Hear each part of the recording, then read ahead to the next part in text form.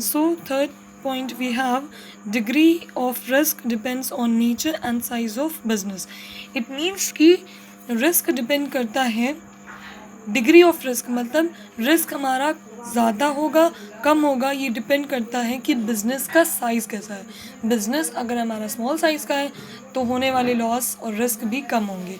Business अगर large size का है मतलब बड़ा बिज़नेस है तो हमारे रिस्क भी ज़्यादा होंगे। मतलब स्मॉल बिज़नेस तो स्मॉल रिस्क, लार्ज बिज़नेस तो लार्ज रिस्क। एंड नेचर मतलब it depends upon nature also कि आपके बिज़नेस का नेचर क्या है, आप किस टाइप का बिज़नेस कर रहे हैं। अगर आप फ़ैशन की या गारमेंट्स वगैरह में बिज़नेस डील कर रहे हैं, आपका बिज़नेस है गारमेंट्स का या टेक्सटाइल्स का या फ़ैशन का, तो आप देखते होंगे कि आजकल फ़ैशन गारमेंट्स टेक्सटाइल्स वगैरह में ज़्यादा चेंजेस होते हैं। लोग नेक्स्ट टू नेक्स्ट आने वाले new models, new styles, new fashion चीज़ों को अडॉप्ट ज़्यादा करते हैं, तो इसमें ज़्यादा होने के चेंजेस होने के ज़्यादा चांसेस होते हैं। फ़ैशन चीज़ें हो गई, गारमेंट्स हो गए हैं, आजकल न्यू मॉडल्स की चीज़ें आती हैं। तो अगर इस टाइप के प्रोडक्ट में आप डील कर रहे हैं तो रिस्क आपका हाई डिग्री का होगा। Next we have profit is the reward for risk taking. जैसे कि हम पहले भी कह चुके हैं, अगर आपने रिस्क बियर किया तो आपको प्रॉफिट भी होगा, और अगर आपने रिस्क नहीं किया तो आपको नहीं मिलेगा। जैसे किसी बिजनेस एंटरप्राइज ने किसी भी प्रोडक्ट को प्रोड्यूस करने से पहले ही सोच लिया कि हमें लॉस होगा, तो उसने रिस्क को बियर नहीं किया। हो सकता है कि ये रिस्क बियर करता तो उसे प्रॉफिट अर्न होता। तो जहाँ उसने रिस्क को बियर नहीं किया तो वहाँ उसे फिर इन रिटर्न कुछ नहीं मिलेगा, मतलब ना प्रॉफिट ना लॉस। और अगर रिस्क बियर किया है तो उसे प्रॉफिट इन रिटर्न में रिवॉर्ड के फॉर्म में प्रॉफिट मिलेगा। So students, our next topic is causes of business risk. Means what are the causes through which risk is arise. Let's see what are the causes. First we have natural causes. Natural causes means कि natural causes की वजह से जब हमको business में loss होता है तो वो नेचुरल कॉज है। मीन्स कि नेचुरल कैलामिटीज़ की वजह से ह्यूमन बींग्स नेचुरल कैलामिटीज़ की वजह से, नेचुरल कॉज की वजह से हमें जब लॉस हो बिज़नेस में तो वो नेचुरल कॉजेज़ में आएगा। लाइक फ्लड आ गया, अर्थक्वेक आ गया, तो ये क्या है, ये नेचुरल कैलामिटीज़ हैं। इनकी वजह से अगर बिज़नेस में कोई इफ़ेक्ट पड़ता है और लॉस होता है हमें, तो ये क्या होंगे, ये नेचुरल कॉजेज़ में आएंगे। ये किसी ह्यूमन बीइंग में या डिमांड में या प्रोडक्शन की वजह से नहीं हुए हैं, ये नेचुरल कैलामिटीज़ हैं जिनकी वजह से हमको लॉस हुए। लाइक फ्लड है, अर्थक्वेक है, हैवी रेन्स हैं, तो ये सारी वजह हैं जिनकी वजह से अगर हमें लॉस होता है तो it will be under natural causes. Next cause we have human causes. Means when human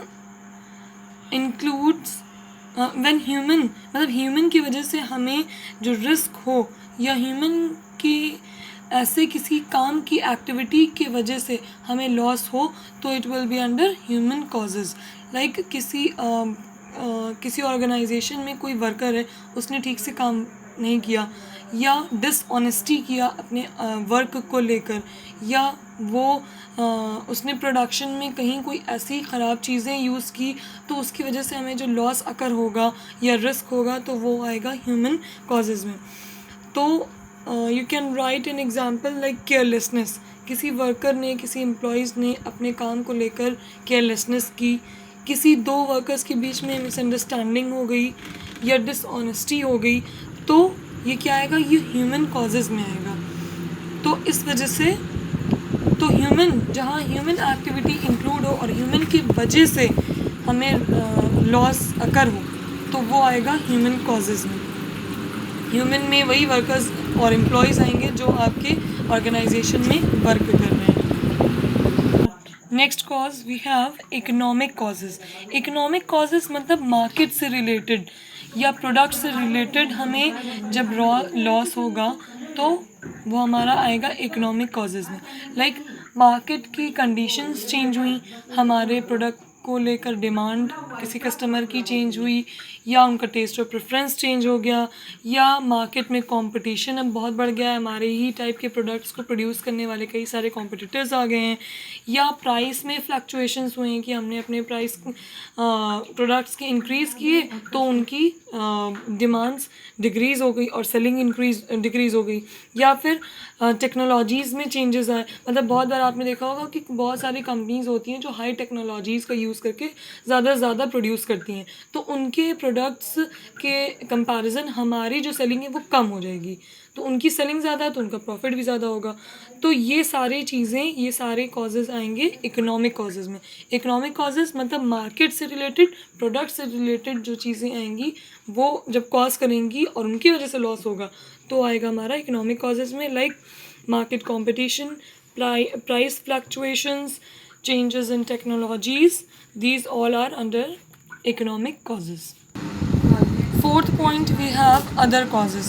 Other causes में जब कंपनी या एंटरप्राइजेस को लॉस सफ़र करना पड़े due to failures in any machines और in any technology.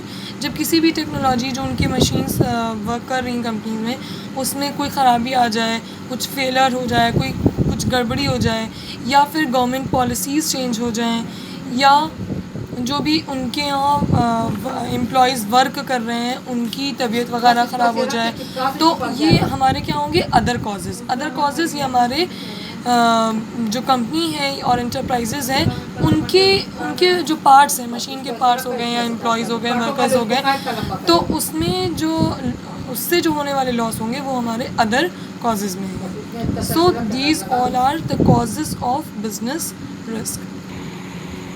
Students, this is our very short topic and the last topic of this chapter, how to deal with risk. ये ऐसा topic है जिसके points आपको खुद से सोच कर लिखने होंगे। And this first we have avoid too risky transactions. ये जो पॉइंट्स हैं ये अगर आप लिखते हैं तो ठीक है, लेकिन आप अपने से सोच कर विद योर ओन वर्ड्स आप खुद से लिखेंगे इस पॉइंट को। बहुत बड़ा टॉपिक नहीं है और ना ही बहुत इम्पॉर्टेंट टॉपिक है। तो जो बहुत ज़्यादा रिस्की ट्रांजैक्शंस हैं उनको हम अवॉइड करें।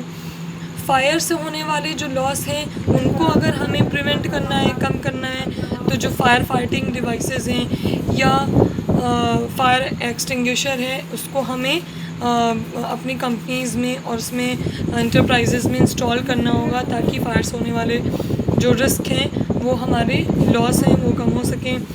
और अगर हमें रिस्क को या लॉस को कम करना है तो हमें इंश्योरेंस कंपनी से इंश्योरेंस पॉलिसी हम ले सकते हैं, या फिर हम उसके लिए जो रिस्क फ्यूचर में होने वाले रिस्क हैं उनके लिए हम पर्टिकुलर प्रोविजंस बना लें कि इतने फॉर एग्ज़ाम्पल अगर हमने ईयरली हमने अर्न किया 2 लाख, तो उस 2 लाख का इतना पोर्शन हम लॉस के लिए, अनसर्टेन रिस्क के लिए हम बचा के रखें। तो ये हो गए प्रोविजंस बना रहे हैं। Next, share risk with other enterprises. हमारे जो होने वाले रिस्क हैं उनको हम जब अदर इंटरप्राइजेज़ के साथ शेयर करेंगे तो जाहिर है हमारे जो रिस्क हैं से होने वाले लॉसेस हैं वो कम हो जाएंगे। तो ये सारे पॉइंट्स तो हो गए बुक के, लेकिन अगर आपको कहीं से और बेस्ट पॉइंट्स मिलते हैं या आपको लगता है कि इन कुछ ऐसी वजह हैं जिनसे हम रिस्क को कम कर सकते हैं तो हम डिस्कस करेंगे और आप अपने नोट्स में उसको इंक्लूड करिएगा। तो now your first chapter is completed. I will check your copies, your notes on next Monday. Thank you.